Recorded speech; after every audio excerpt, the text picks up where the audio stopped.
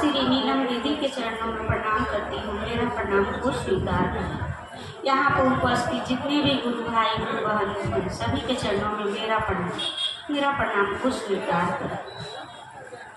साहब श्री ने हमें 3 सूत्र के माध्यम से जोड़ा। पहला सूत्र में दया मांगना, दूसरा सूत्र में चर्चा करना, तीसरा सूत्र में 108 बार अपने गुरु के चरणों में प्रणाम करना। दया कैसे मांगेंगे दीदी? बहुत ही प्रेम भाव से बोलेंगे, हे शिव आप मेरे गुरु हैं, मैं आपकी शिष्य हूँ, मुझ शिष्य पर दया कर दीजिए। हे शिव आप मेरे गुरु हैं, मैं आपकी शिष्य हूँ, मुझ पर दया कीजिए। हे गुरुवर आप तो जगत के गुरु हैं, जन जन के गुरु हैं, मेरे गुरु हैं, आप मुझ पर थोड़ी सी दया कर दीजिए। दया धन दौलत के लिए नहीं मांगेंगे दीदी, दया ज्ञान के लिए मांगेंगे। हे गुरुवर हमको थोड़ी सी ज्ञान के लिए दया कर दीजिए, कि हम कैसे बैठे, कैसे चले, कैसे अपने जीवन में संसार में आगे बढ़े और एक दूसरे को कैसे बताए, गुरु कार्य कैसे करे, इसके लिए दया मांगे। दूसरा सूत्र में चर्चा करना है।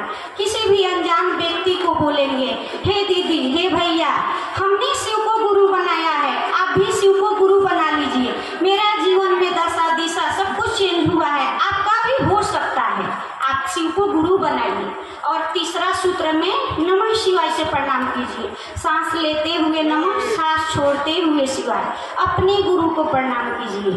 दीदी ऐसे तो 108 बार बोला गया, आप तो सभी हम सभी जानते हैं, लेकिन सबसे होता नहीं है, सबको एक साथ 108 बार होता नहीं है। तो उसके लिए भी हमारे साहब श्री कितना अच्छा टुकड़ों में बांट दिए हैं। ऐसा बोले हैं कि मन से मन तक जुड़ो, तो आपका जब मन चाहे तब अपने गुरु को प्रणाम कीजिए। यही तो करना है ना दीदी, और इसी के माध्यम से हम लोग को आगे बढ़ना है। बोले आओ चले शिव की ओर।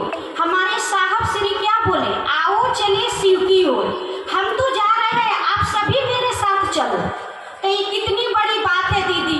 हम लोग घर से निकलते हैं तो हम लोग का मन पहले कैसा था कि अपने पड़ोसन को नहीं बताते थे कि हम कहाँ जा रहे हैं। आज हमारे साहब श्री बोले कि आओ चले शिव की ओर, हम जा रहे हैं, आप सभी चलो। तो हम लोग आज एक दूसरे से फोन से, एक दूसरे के माध्यम से बोलते हैं कि दीदी यहाँ चर्चा है, आप चलिए, हम जा रहे हैं, आप भी चलिए। अगर मेरे पास टाइम नहीं है तभी हम बोलते दीदी मेरे पास टाइम नहीं, लेकिन आप जाइए ना। तो ऐसा भाव होता है। तो ये हम लोग को कहाँ मिला दीदी? जब हम लोग गुरु शिव को गुरु बनाए, साहब श्री ने हमको समझाया कि कैसे हम लोग गुरु पथ पर चलना है दीदी। इससे पहले दीदी हम लोग कुछ नहीं जानते थे, हम लोग एक शून्य के बराबर थे।